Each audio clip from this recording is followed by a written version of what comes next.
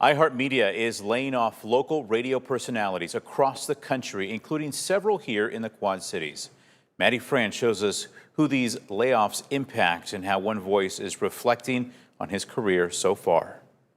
A lot of QC radio stations with QC hosts are owned by iHeartMedia, like WLLR and Big 106.5.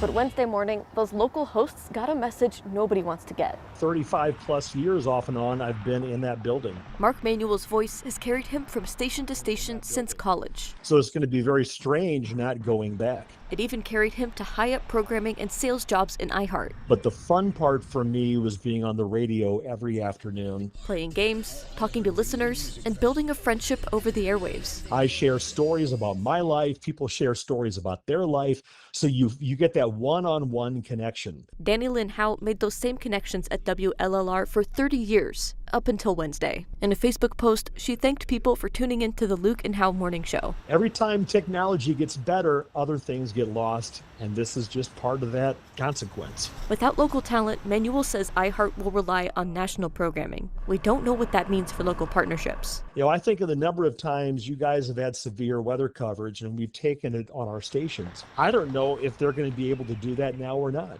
But he doesn't want to get too down in the dumps. It's been a very blessed career, and I hate to say it's been because I could end up on the radio again next week. Who knows? He won't be leaving the Quad Cities, but he hopes his voice carries him to one more station. And I can't thank our listeners enough for supporting me and my career over the years. In Davenport, Maddie Franz, WQAD News 8.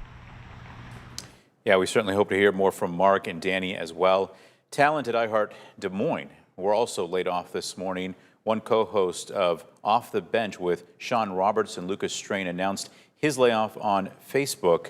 That show played on the Quad Cities Fox Sports station. Now, iHeartMedia's recent round of layoffs is part of a restructuring plan.